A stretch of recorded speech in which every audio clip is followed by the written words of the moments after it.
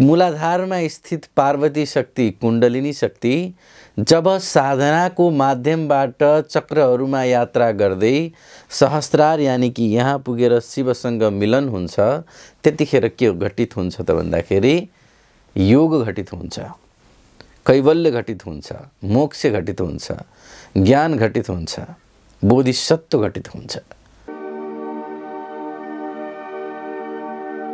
नमस्कार, म योगाचार्य कमल पौड्याल। आज म तपाईहरुलाई श्री स्वस्थानी व्रत कथाको बारेमा जानकारी दिँदैछु।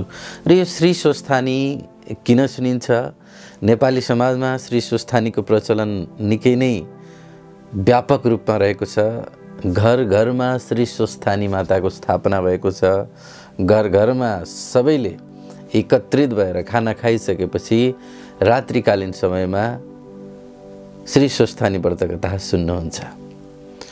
यो धेरै पहिलेदेखि नेपाली समाजमा चल्दै आएको एउटा परम्परा हो र यो परम्परा यति गहिरो तरिकाले हाम्रो समाजमा बसेको छ ताकि हाम्रो समाजले एउटा दिशाधारा, दिशाबोध र दृष्टि पाओस् साधनाको बारेमा, सत्संगको बारेमा र उपासनाको बारेमा। विशेष गरेर श्री स्वस्थानी व्रत कथा शक्ति की माता पार्वतीको उपासना हो।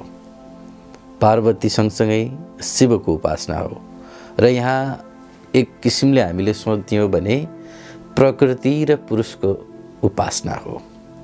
यो चराचर जगत, यो चराचर ब्रह्माण्ड, यो सबै पुरुष र प्रकृतिको देन हो।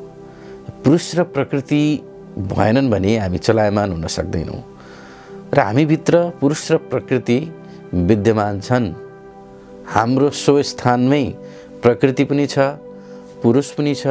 त्यो प्रकृति पनि र त्यो पुरुष पनि, ती दुवैलाई रिप्रेजेन्ट गरिराखेको छ। केले त भन्दाखेरि श्री स्वस्थानी व्रत कथाले।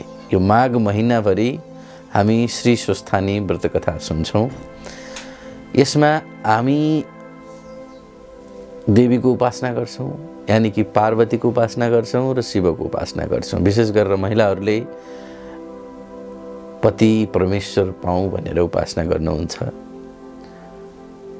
र पुरुषहरूले पनि यसलाई व्रत गर्न सकिन्छ।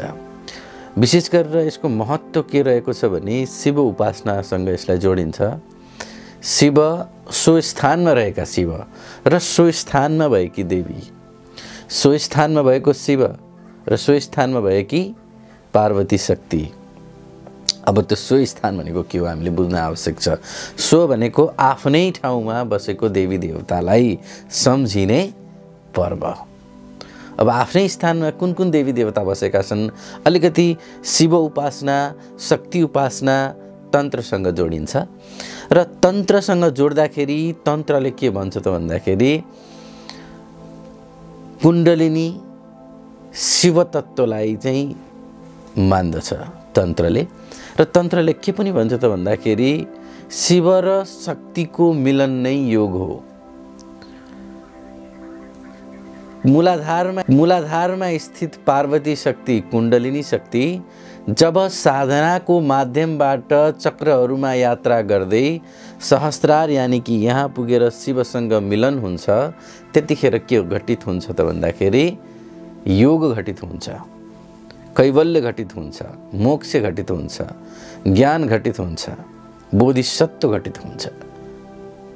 बोधिसत्व प्राप्त गराउने, ज्ञान प्राप्त गराउने, इनलाइटन दिलाउने साधना भनेको के हो त भन्दाखेरि श्री स्वस्थानी व्रत कथा हो।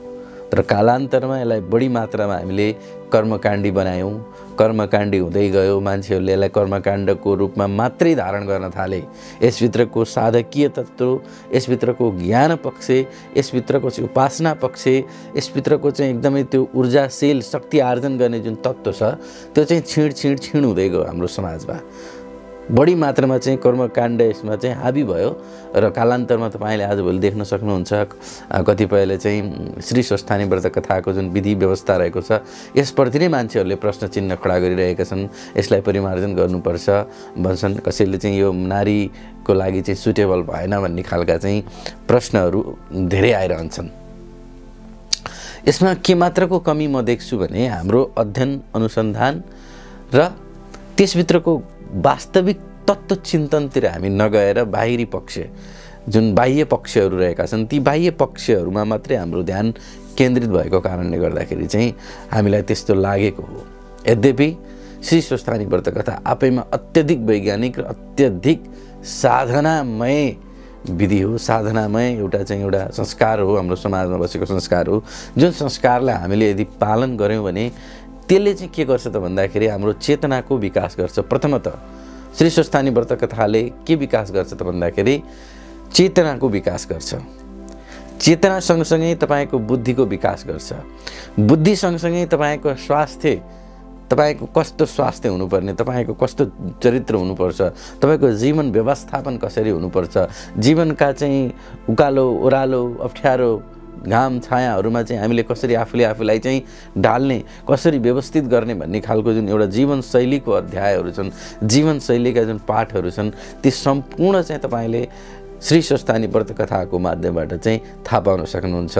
हामी अझै यसलाई अत्यधिक सरल माध्यमले बुझ्छौँ, सरल माध्यमले यसलाई प्रस्तुत गरिएको छ र मान्छेले यसलाई हल्का रूपमा पनि लिएको मैले पाएको छु। किन भन्दाखेरि चाहिँ यसलाई सरल रूपमा यसका भाषाहरू चाहिँ एकदमै सरल भएको कारणले गर्दाखेरि चाहिँ कहीँ कतै यो चाहिँ त्यसै बनाइएको हो कि बनावटी हो कि भन्ने कसैलाई लाग्न सक्छ। यद्यपि त्यस्तो होइन। यसभित्रको हामीले अलिकति साधकीय पक्ष, साधनाको पक्ष, तात्विक चिन्तनमा यदि हामी गयौँ, दार्शनिक दृष्टि यदि लगायौँ भने चाहिँ यसको महत्त्व अत्यधिक रहेको छ। किनकि सबैलाई म अनुरोध गर्छु श्री स्वस्थानी व्रत कथा सुनौँ, यो श्री स्वस्थानी व्रत कथाको साधना गरौँ, साधना गरेर चाहिँ उपासना गरौँ, उपासनाबाट आफ्नो चाहिँ व्यक्तित्वको विकास गरौँ।